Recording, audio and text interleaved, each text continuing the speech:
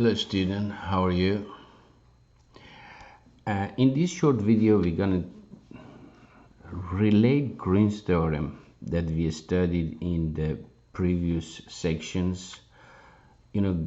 George Greens was a British mathematician. He lives from 1793 to 1841. From Greens theorem, one was Friedrich Gauss and also Gabriel Stoke. They took his idea and provide us with other information regarding the vector field. What Greens theorem was, it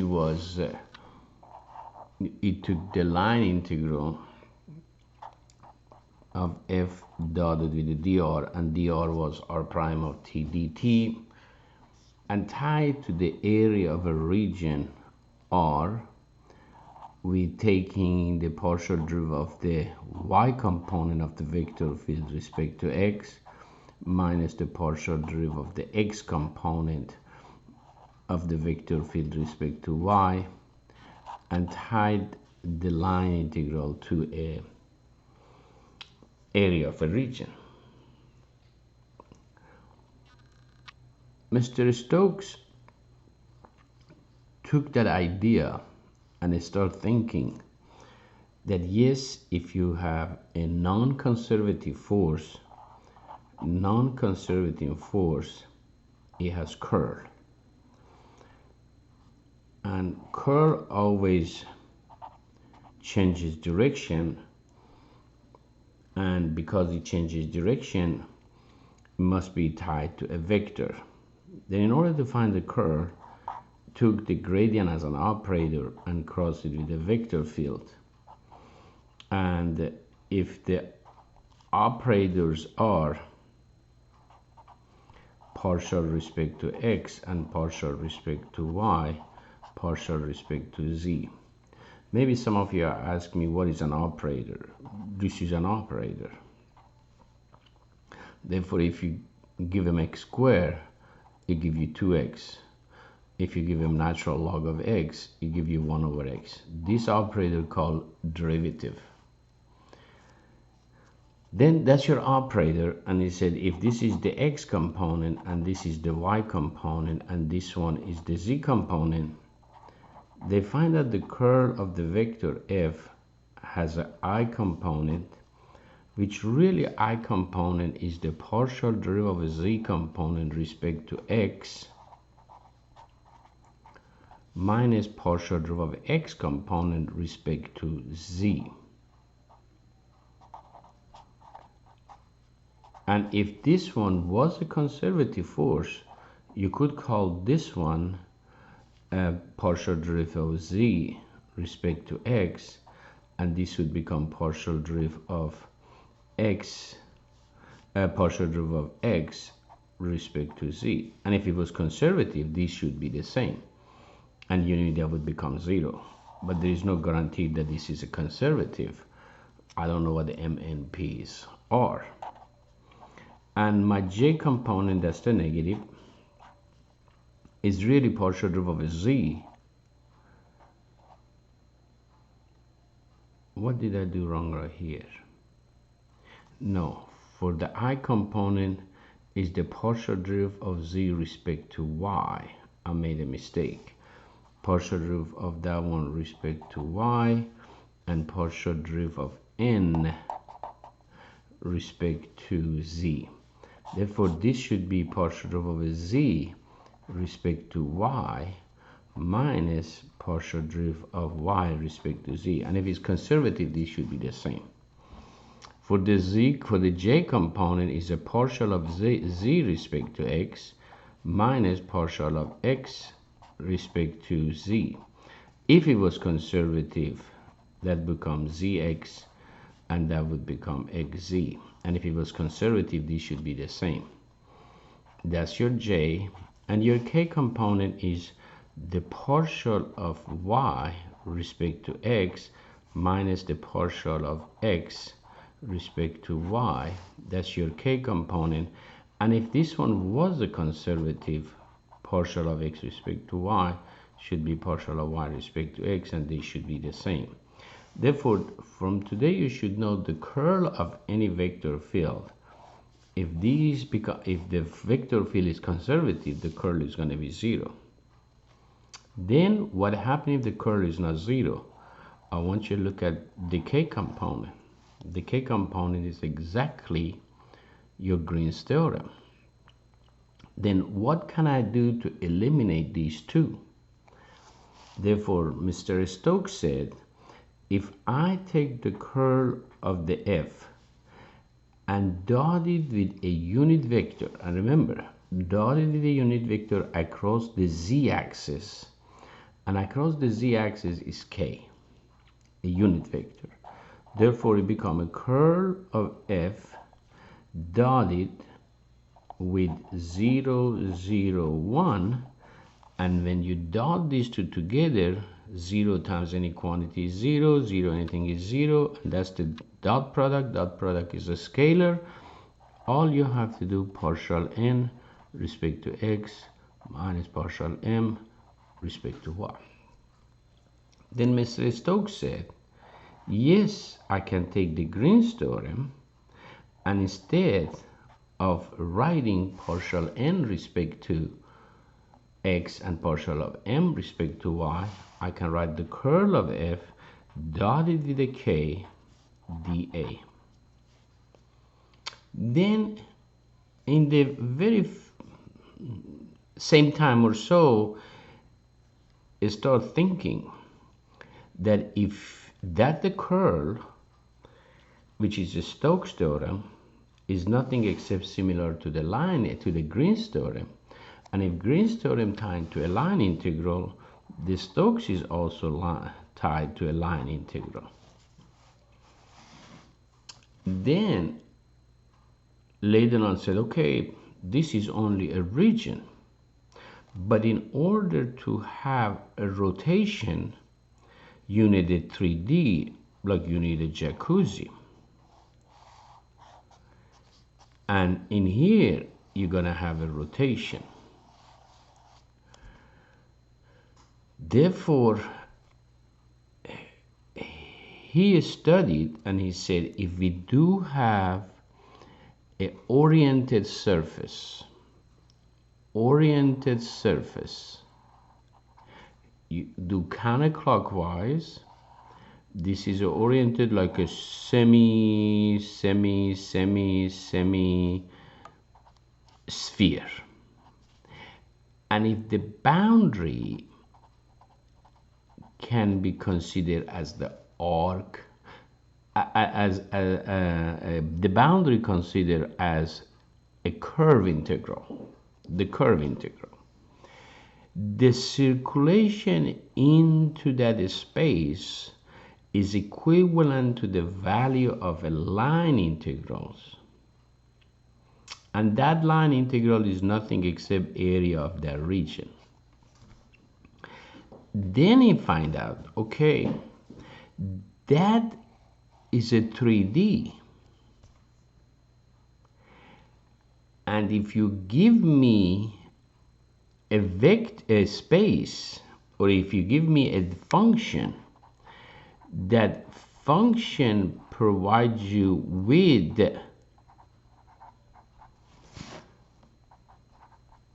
I'm making this one up, that is nothing except the wall, or is the space that the water is in it. Therefore, this one does have a gradient, and the gradient is always normal to the level curve.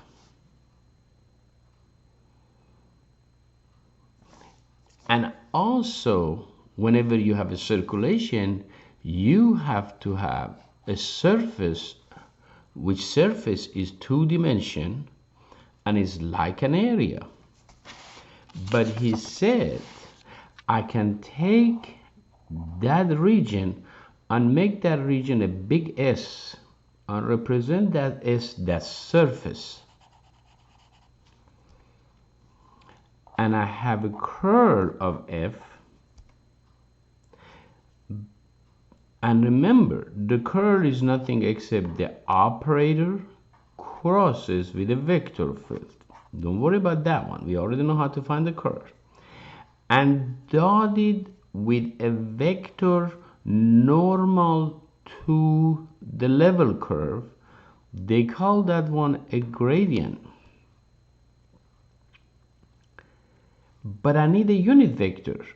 You can divide it by the magnitude of the gradient. That's the unit vector. You can replace this one for your k. But in here, you cannot put dA, you have to put ds, and that's your surface. And if you remember in previous video, we talked about how do you find the surface. The surface was the square root of partial derivative of x squared, partial derivative of y squared, plus 1 dA. Then the surface can be integrated and that becomes a surface. Surface is 2D, you can use double integral. Then instead of that one, that ds, you can replace of s curl of f dotted with the gradient over the magnitude of the gradient. But what is the gradient? If you have z equal to x squared plus 3y and you want to find the gradient, you have to write these functions explicitly. Explicitly means you have to take your z to other side and write as a function of f of xz and write x squared minus plus 3y minus z and find the gradient of that f, which is 2x respect to x, 3 respect to y, and negative 1. And what is the magnitude of that gradient? And the magnitude is x component square, which is the partial derivative respect to x. I can put partial derivative respect to x. This is partial derivative of y respect to x, and plus z component. Therefore, I hope you know the magnitude of the gradient and the surface, the integrand of a surface area is the same. And I can put a magnitude times dA right now. Right now you have to put dy dx. And this is right now become area of that region, whatever dx dy is, and your region could become this, whatever that region is, and this is gone. Therefore, if you want to use the circulation, you have to do curl of f dotted with the gradient times dA. This is called Stoke's theorem. Then Stokes got that idea from Greens theorem, and all it did, it took the curl of the vector field dotted with the unit vector, it came up with the Greens theorem. And from now on, he moved it to the surface. But there was also another mathematician, his name was Friedrich Gauss. How long did he live? 23, 55, 78 years old. Greens, 741, 48. Not bad. 84 years old. Stokes was in the Cambridge. Then it was another mathematician named Gauss.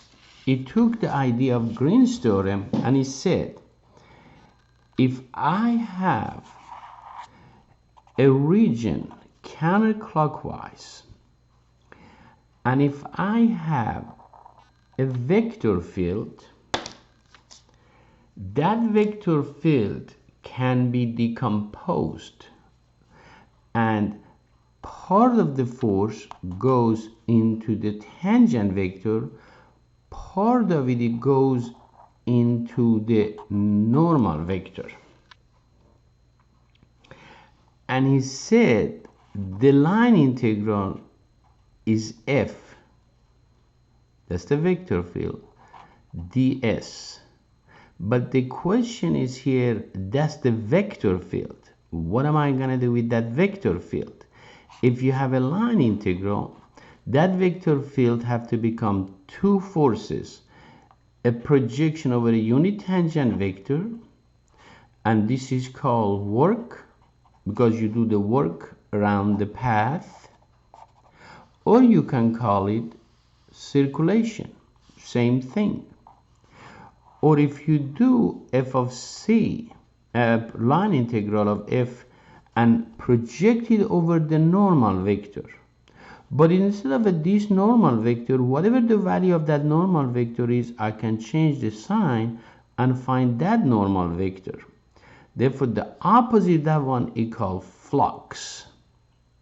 Therefore, I can take the f and project it, but I have to change the sign, and project over n ds, that give you the flux.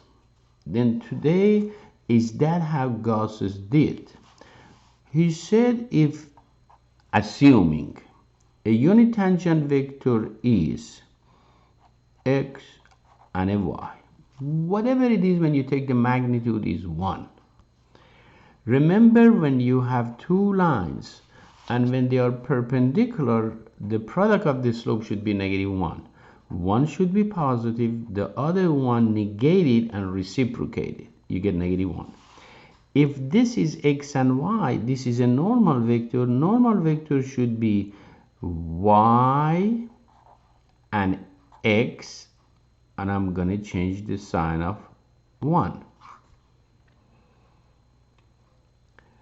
But if I want to do flux, I need that normal vector exactly opposite of that vector. Therefore, that normal vector is y minus x. And if I take the vector field and dot it with the n times ds, and I said my f has a x component and it has a y component, and my n is negative y x. But please remember that this one right here is nothing except derivative of r prime. Therefore, if your path is x comma y, t prime, t is r prime over the magnitude, that should be a prime. Therefore, this should be a prime, that should be a prime. Therefore, you know the tangent vector and a normal vector is going to be born from the path. That becomes the first derivative. Therefore, I'm going to make a prime here times dt, and I'm going to write t equal to a to t equal to b. The minute I parameterize it, you no longer need line integral. Then I'm going to write here at t equal to a to t equal to b. Remember, m is the x component, or it could be the function of xy. This is a n. And n is the y component. I can call it g of x and y. And this one is nothing except negative dy dt comma dx dt. Every time you integrate, your integration have to be written in the form of integrals. Differential, because you always summing up the changes. I want to write this one in terms of differential, that dt and dt cancel out, then I'm gonna dot it, and that become a to b m negative m dy plus n dx, and this is nothing except the line integral of f dotted with n ds. Therefore, please pay attention whenever I do this flux, the y component of the y become a negative m because you're switching it, and the x component become an n. And if you go to Greens theorem and I put equal sign, a region, and I said this is n respect to x minus m respect to y dA. In here right now, I want you please pay attention. What happened to your m? Your m right now is an n, and your n is a negative m. And if I factor a negative here, that become partial m minus plus partial n respect to y. Why did I got a negative right here? That negative always go back to here, and how you change the sign. If you have gone in here and done this one, y prime and negative x, change the sign of x, then that would become negative y prime and x prime. Then that, let me see, negative y prime, that's right. Therefore, no, here I made a mistake. Here I made a mistake. This is your n, and your n is plus. No wonder I got a negative, and that is a minus. Okay, I'm right. I did right. Therefore, this is plus, that's the minus. Now, this become m dy minus n dx. That was my mistake. Right now, when you go to Greens theorem, which is partial n respect to x, I want you to see what is your y component. Your y component is m. Just go to the Stokes theorem, to the Greens theorem, and replace it, because that is a differential for the flux. And what is the m? A negative n. But I had a negative m over the x. I replace this one by I have a negative and a negative n. Negative times negative become a positive. And you will end up with this one, which is called flux. Okay, then the line integral of f dotted with the n ds is exactly can be written as format of a Greens theorem, but guess what this one is? I want you to think about these.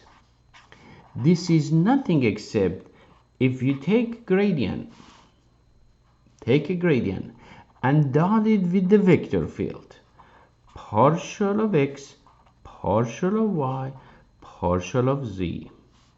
But because this is in R2, I dotted with m, n, and a 0. That become partial m respect to x plus partial n respect to y. Oh, we call this one divergence. Divergence need in R3. R3 is exactly the same as that one, except you're going to have a triple integral, and you're going to have partial m respect to x plus partial n respect to y plus partial z respect to partial p respect to z dv, and this is gonna be a space. And this is, somebody said, well, what is the divergence?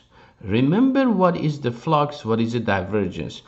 Flux in when you have a plane curve,